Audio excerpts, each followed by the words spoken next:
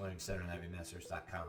And today we're going to look at Test 2, Section 3, Number 11, which reads, which of the following complex numbers is equivalent to 3 minus 5i over 8 plus 2i?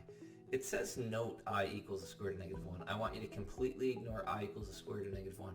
What I want you to keep in mind is that I squared equals negative 1. There's a little bit of a difference there.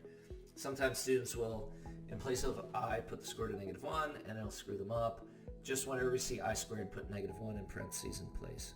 Okay, first off, this is no calc math, but if it were with calc math, then if I've got a TI-84 plus CE, I'd hit alpha x to get my fraction. If I've got TI-84 plus but not the CE, I'd hit alpha y equals and enter to get my fraction. And if I've got a scientific calculator, I would not do this because chances are you don't have an I button on your calculator. That's if it were in the with calc math. How do you get an I on a graphing calculator? For the Texas Instrument calculators, TI-84, you'd hit second and then the decimal, and an I will pop up. If this were with calc math, plugging it into your calculator, hitting enter would be much quicker and easier. First off, let's look at what are your trap answers here? For a student who doesn't know how to do this, what they're likely to do is just go, hiya. They just cut it in half and say, hey, 3 is over 8, 5 is over 2, in which case they'd probably choose A, and if not A, they'd choose B.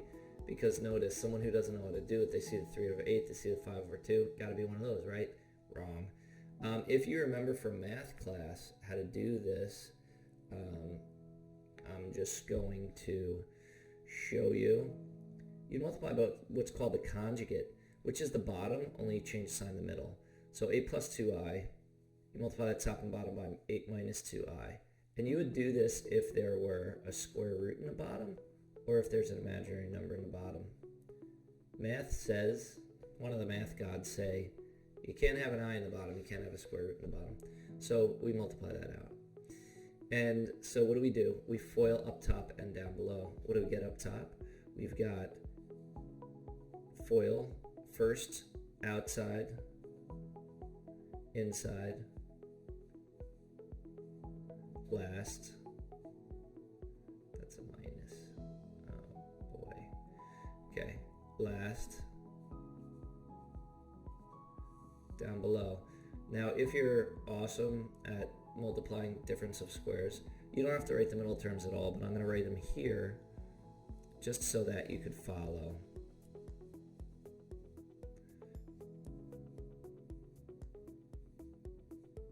That's an I squared. It's an ugly I squared.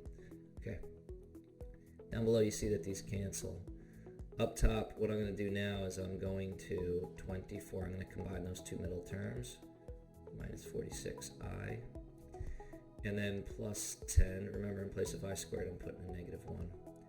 Down below, the middles cancel, which I just did. You get 64. And it's minus 4 times negative 1. And then I'm going to just reorder this up top so it becomes 24 minus 10 minus 46i. And down below, when you subtract the negative, it's like adding a positive. You get 64 plus 4. All right, I'm going to come up here. And up here, your 24 minus 10 will give you 14 minus 46i. And down below, you get 68. Now, at this point, let's say you're at this point, you're like, crap, I don't know what to do from here. Look at your answer choices. It looks like it's got to be C. In fact, even from the get-go, if you notice A and B were your trap answers and you saw that there was minus in the top, there's a good chance you'd guess C as your correct answer. So always make an educated guess. Don't just say, I don't know how to do this, and pick a random answer and move on.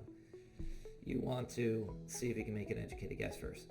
Now this, I'm going to make a little analogy here. 1 plus 1/5 plus 2/5.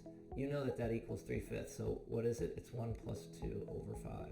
So right now we're in this form, and we got to get back to that form because that's the form the answers are in. And if you're good at this, and you know that 2 is the greatest common factor here, and you could just cross out all 3 of them and reduce by 2, then fine. Otherwise, this is the same as 14 over 68 minus 46i over 68. And now when you reduce there, you get 7 over 34. when you reduce there, you get 23I over 34, which is exactly answer choice C. Thank you for joining us today. If you like this video, click like.